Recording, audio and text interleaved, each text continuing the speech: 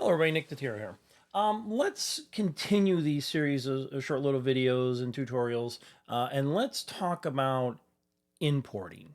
Now, the wonderful thing about Python, and actually, this is not just Python, this is the whole open source community out there, whether it be Linux, Python. I'm currently recording using something called OpenShot, and these are open source tools. And what they do is they unleash the power of thousands of people. There is no Python, what do I say, Python company, that develops Python. Unlike, and this is not a bad thing, unlike Microsoft, where they develop the operating systems, or Macintosh, they develop the operating systems. Those are referred to as closed operating systems. You can't change them, you can't develop them. But things like Python and these other open source projects, you can develop those actual things. And what is surprising and really kind of cool about Python is if you are thinking of something, somebody probably created what is called a library associated with that something. Case in point, a couple years ago, I was studying about the World War II Enigma machine, the encoding device that the German armies and navies and air forces used to encode, and Bletchley Park, and how it was broken. So I wanted to write a Python code that would simulate the Enigma machine. Well, somebody out there already did that and did that inside libraries. Now, let's talk about just going back to our basic geometric shapes. Python does a wonderful job with fundamental mathematics, things like addition, subtraction, division, modular division. But sometimes we need more advanced tools, more advanced functions to do some of the things that we want to do. For example, there's no built-in function for raising something to the power, exponents, finding an absolute value, finding the square root. So what Python does is they created an external library that if you don't need it, you don't have to have it inside your program. But if you do need it, then you can import it into your program. So it provides a great deal of flexibility. If you are studying the Enigma machine, there's libraries out there that you can import into your program. So this demonstration is an expansion upon finding the area of a geometric shape. And for this one, we are going to look at the area of a circle. We go back to 7th, 8th grade math. What is the area of a circle? The area of a circle is pi r square. There, and r being the radius of that circle. So there's things in there that we can't do with the basic Python code. So we have to bring in reinforcements. We have to bring in or import the math library. Let me do a demonstration on my screen. And similarly, I'll do the demonstration in the Python shell, and then I'll do it in the Replit, and then I'll do it in the Zybooks IDE. So let's look at my shell.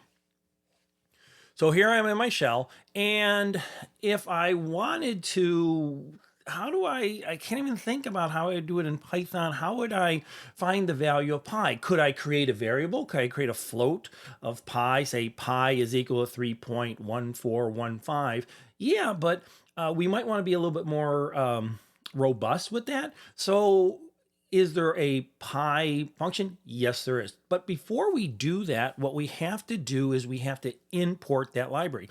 And the simplest way of doing it, that's why this is a basic video, we say import the library that we want. And we want the math library. So we say math. Now, again, that doesn't look like it did something. It did a lot. It took that library, took the math library, and made all those functions that are associated with that math library now available to me. If I wanted to see the math library's version of pi, I would type the library name .pi. If I hit enter, 3.141592, et cetera, et cetera, et cetera. Remember, pi is irrational, meaning that it never ends. The numbers after the decimal point never end, right? And there's hobbyists who try to memorize the thousands of decimal points past in pi. That's for another discussion. But anyways, that wasn't there before. This whole math.pi wasn't there before. So let's find the area of our circle. We need the radius. So you know what I'm going to do? I'm going to say radius equal to, and we'll make this radius, again, because we're dealing with decimals and stuff like that, we'll make it a float. So we'll make this a radius 6.5. The radius of our circle is 6.5. And again, if I just say radius, we see that was sine 6.5. If I type radius, we see that it is a float. Well, the area of a circle is equal to pi, right, times radius square. So now we have to bring in another math function, and that is the math.pow. And we say raise radius, square it. We make sure that our parentheses all line up. This math function is to the power, or raise it to the power. So what we're saying is radius square times the value of pi. And if I take a look at area, right, 132.73, et cetera, et cetera, et cetera. And just for fun, we say type area. And again, we verify that it's a float. We don't always have to verify whether it's a float or integer. Again, these are all for demonstration purposes. Let's do this. Let's do the exact same thing. Let's do this in our Replit IDE. All right. So I'll do the exact same thing. First thing I got to do is I got to bring that library in. So I'm going to say import math. Okay. And I'm going to say radius is equal to, just change it, 6.5. Area equals math.pi times math power, or radius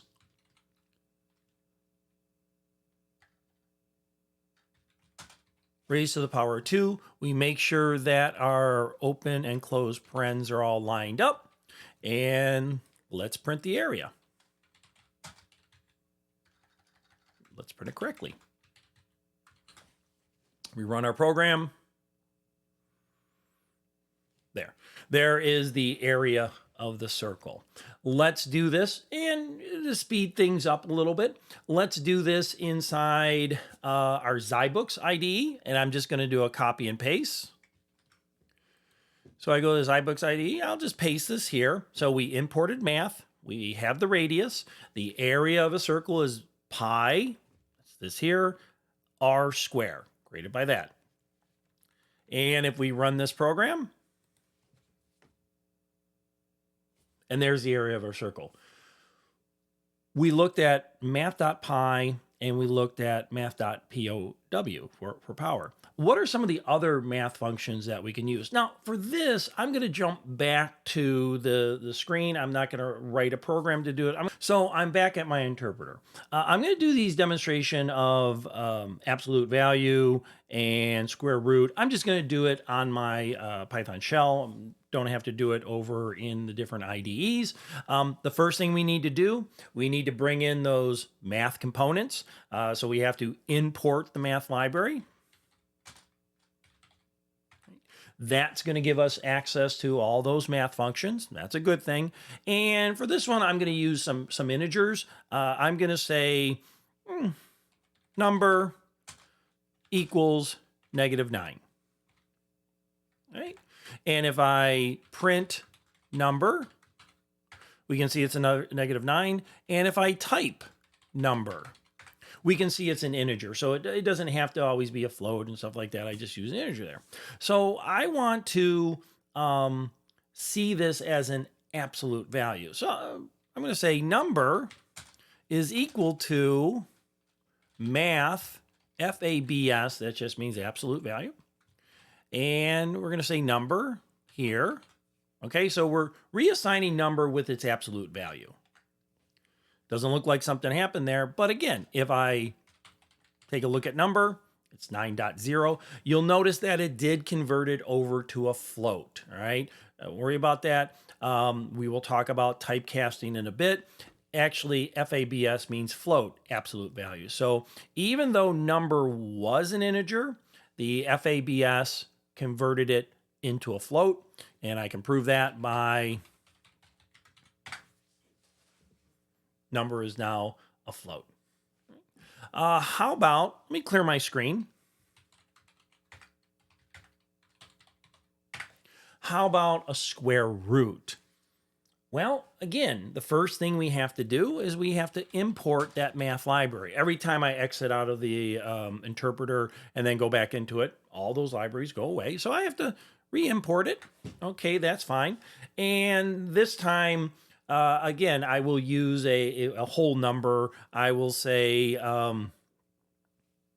area. Area is equal to 256. And if I just say area, we see it's 256. If I type area, we see it's an integer. Now, let's fool around with this a little bit. I'm going to say area, I'm going to type it correctly, is going to be equal to math, right? We got to tell it what library to use, square root. And this time, again, I will say area. Click. Doesn't look like something happened there. Something happened there. If I go to area, basically the square root of 256 is 16. You'll notice again, it took that integer variable because these math functions like to return floats, it converted to a float. So if I type area now, you can see that it's been converted over to a float. This is normal. We do have to be cautious of it. I'm picking these numbers for a specific reason. So what did we cover in this video? We covered importing a library. There's literally thousands of libraries out there. Every morning, thousands of people wake up every day trying to find ways to improve Python. They publish their libraries. If you can think of it, let's say you wanted to do the strength of a password. Well, there's libraries. I know this for a fact. There's libraries about strength of a password. Let's say you want to do advanced statistics. Well, there's libraries associated with advanced statistics. Let's say you want to do math. Well, there's a math library. Let's say you want to program an Enigma machine. Well, there's libraries associated with it.